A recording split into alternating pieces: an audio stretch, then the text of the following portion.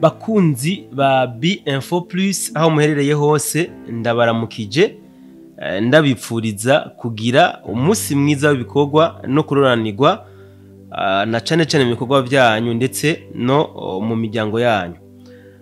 Uyu munsi ngaragaye kuri kamera za Info ndumwe ariko nizere ko mu masaha ari imbere Imana ibidushoboje nza kuba ndi kumwe na journaliste ni muntu mbere kugira ngo nshobore kubashikiriza amwe mu makuru tutashoboye kubashikiriza ku munsi wejo ndetse ngaruke no kwandi makuru mashasha yiri kubiravugwa uyu munsi cyane ku mirongo y'urugamba.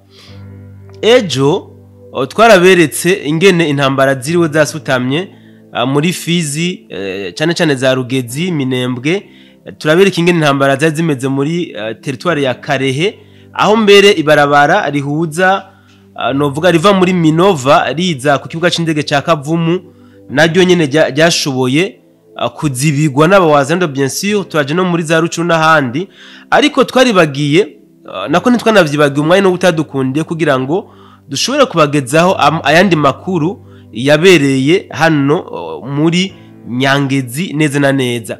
Woba wifuza gukorera hanze y'igihugu? Hariho benshi tumaze gufasha kuronka akazi muri Dubai. Woba wifuza kuba muri bo? Biroroshe cyane. Tubafitiye ubuzi bukurikira: ubwubatsi, construction, ubushoferi, driving, gushikana ibintu ku mukiriya, delivering, gukora mu bubiko bunini bw'amasosiyete, warehouse, gucunga ingo, amasosiyete n'ibindi, abo twita abasecurity n'ibindi. Hejuru y'ivyo tubafasha kuronka visa mu buryo bunyarutse kandi bworoshe. Mufise ico mubaza twakure kuri +971 50 88 13 005 canke +257 79 90 29 73. Kuronka akazi muri Dubai biroroshe kandi biranyaruka. Hasigaye amahitamo yawe. Muri Nyangezi ku munsi wejo hazindutse intambara novuga ziremereye cyane gose, intambara zashoboye gutangura kuva igihe cy'isaha 10 z'ubucagucago donc 4h du matin niho hagabwa ibitero biremereye n'izinyeshamba za RDF kugira ngo zirabe yuko zishobora kuba zokura abawazarendo mu birindiro bari basanzwe barimo hano muri Nyangezi. Byari bitero novuga bikomeye cyane gose kuko byari bya bitero bifise intumbero biri objective yo kugira ngo bakureho abawazarendo umuntu mbere kugira ngo bashobore gusekiriza igisagara ca Bukavu hamwe n'ikibuga c'indege ca Kavumu.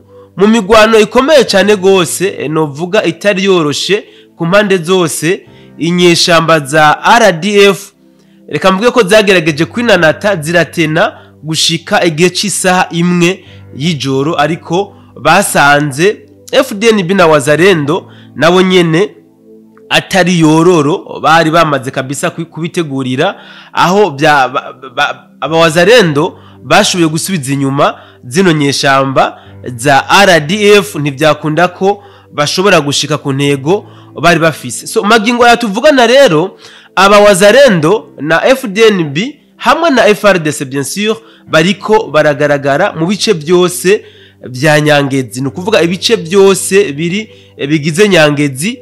Abawazarendo FDNB hamwe na FRDC bariko barahagaragara, biriko biraboneka neza yuko rero zino nyeshamba za RDF inguvu zabaheranye, nta nguvu bagifise kuko niyo bagerageje kugaba ibitero ngo bashobore kuba bo kwirukana abawazarendo mu buce bamaze kwigarurira ntabwo bikunda. Sinzi ko novuga ko ari wazarendo yoba yaramaze gushinga imizi canke yoba isigaye ifise wundi bushobozi buhambaye gusumba ubwo bahorana, ariko biriko biragaragara neza yuko ku mirongo y'urugamba hariho impinduka nini cane gose. So dusimbire kandi no muri Fizi neza muri Minembwe aho amakuru dufise ariko aremeza yuko Minembwe abawazarendo naho nyene bariko barahabonekana ku bwinshi cyane gose. Wazarendo hano muri Minembwe iriko iragaragara cyane, inyuma yaho barasaniye bikomeye na twigwaneho igatangura guta imfane kunyeshamba za RDF yuko atacu bariko barabafasha ahubwo babakwegeye mu ngorane baca barazibatana. So mu magingo aya aba FDNB wazalendo na FRDC muri Minembwe bariko baragaragara naho nyene mu bice byinshi byo mu Minembwe. Biboneka yuko n'abene gihugu muri Minembwe batanguye kuzana icizere no gukunda cyane aba wazalendo hamwe na FDNB bitewe n'ibikorwa bariko barahakorera. Bagitangura imigwano twigwaneho byaragerageje guteranya cyangwa se kuba yo cafuza wazalendo na FDNB kubene gihugu bahariya muri Fizi, ariko ibikorwa nivyo biriko birivugira. Wazalendo ubu bakubwira ngo ntabwo tugikeneye za ntambara z'amajambo, ntabwo tugikeneye kugwanisha karimi, ahubwo dukeneye ko ibikorwa ari byo byivugira, tugwanishe ibikorwa. Hejuru novuga y'ibikorwa bya gisirikare aba wazalendo hariho ibindi bikorwa bariko barakorera muri Minembwe byo kuyegereza abene gihugu mu kubafasha cyane cyane ibikorwa by'ubuvuzi bahuye n'ibibazo bitandukanye. Aba wazalendo na FDNB bariko barabitaho mu kubavura. So ibi ni ibintu bihambaye cyane gose novuga wazalendo iri kirakora, biriko biranatuma abene gihugu muri Minembwe bariko barakunda cyane aba wazalendo. So hari yindi nkuru ishushe mbona no bashikiza muri kano kanya, inkuru yuko izi nyeshamba za RDF ubwoba bwamaze kuzitekera mu bice bitandukanye, aho muri Katogota magingo aya hariho ibirindiro bitari bike zino nyeshamba za RDF zimaze gutakaza zikabivamo kabisa. Magingo yatuvugana bino birindiro bimaze kuba bihagazemwo abahungu bantare. Muri Katogota hariho ama defense yahora are ayinyeshamba za RDF magingo aya arimwo aba FDNB n'aba wazalendo, aho amakuru mfise anyemeza ko atantambara yigeze ihaba, ahubwo ko zino nyeshamba za RDF zatekewe n'ubwoba.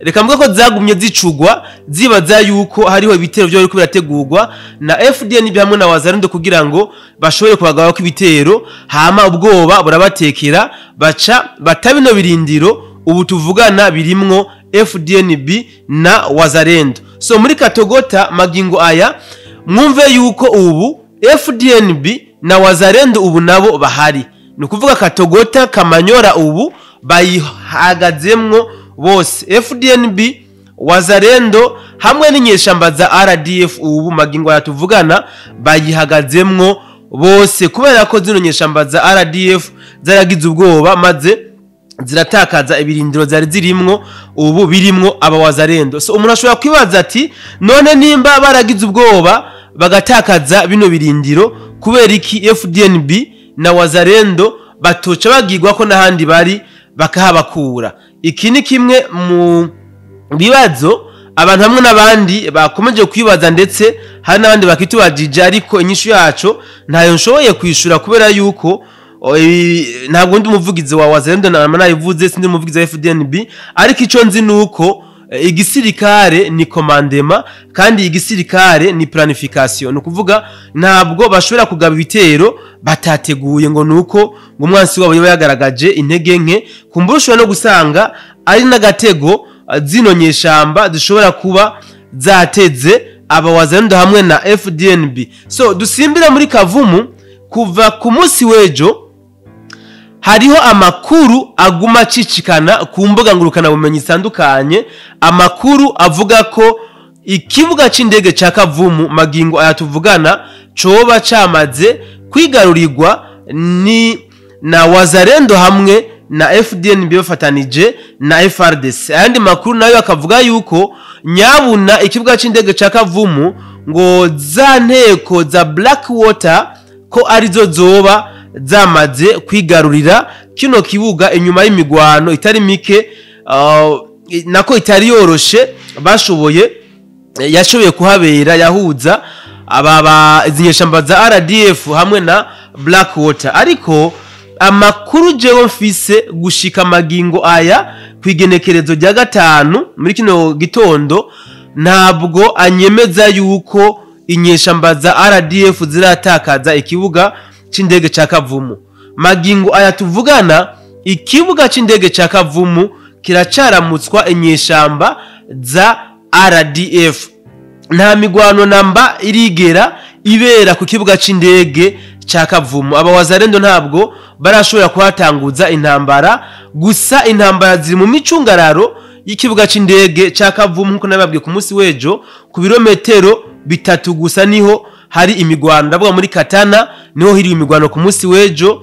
Murumva ko no muri Nyangezi naho nyene hiriwe imigwano yiriwe irasekera kabisa, ariko ku kibuga c'indege neza neza ca Kavumu nta ntambara zigeze zihabera. So bivuze ngo abariko baratangaza yuko ikibuga c'indege ca Kavumu ni babandi kumbure batwarira ibintu hejuru, bumva ko mu micungararo y'ikibuga c'indege ca Kavumu hari intambara, bagace baza yuko intambara zahabereye ndetse nyeshamba zashoboye kuhomogwa. Abandi nabo bashobora kuba bariko basakaza zino nkuru ni babandi kumbure ata zindi nkuru bafise batanga, usibye ko batanga inkuru zo gushikuza gusa. Magingo ya rero ikibuga c'indege ca Kavumu nta ntambara namba zirashobora kuhabera, kubera ko abawazarendo ntabwo baratangura kuhagaba ibitero. So mu kurangiza iyi nkuru yanje, reka ndabashikirize inkuru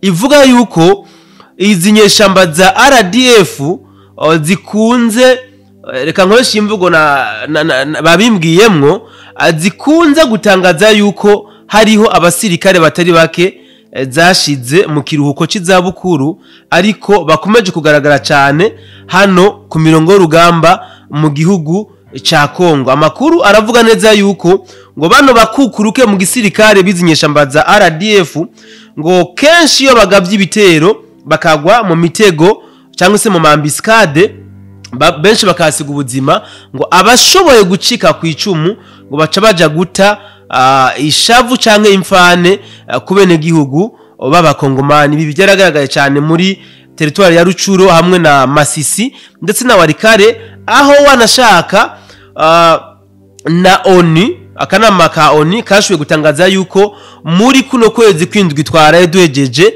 zino nyeshamba za RDF zashoboye kugandagura abene gihugu benshi cyane gose ndetse babirimizi ngo bo mu bwoko bw'abahutu. So ibi rero ni bimwe mu biriko biratuma zino nyeshamba za RDF abene gihugu bakomeje kuzitakariza icizere, kubera yuko batanguye ibikorwa novuga bibi, ibikorwa binyuranye cyane mbere n'amategeko y'intambara, kuko kuja kwica umwene gihugu atankoho musanganya atayigwanisho na kimwe umwagiriza ngo nuko ngo yoba ari kumbure umwansi wawe atavyo mufatanye, ibi ntabwo byemewe.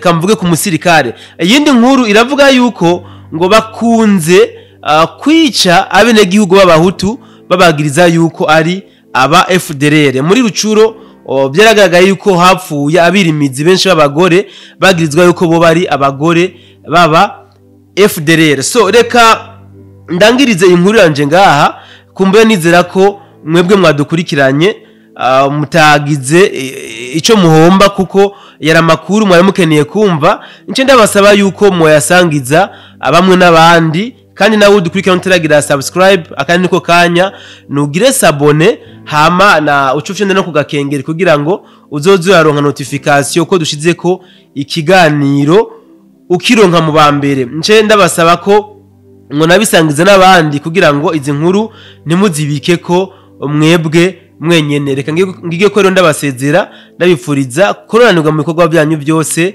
nizera ko tuza kongera mu bindi biganiro byo hanyuma. Ciao ciao.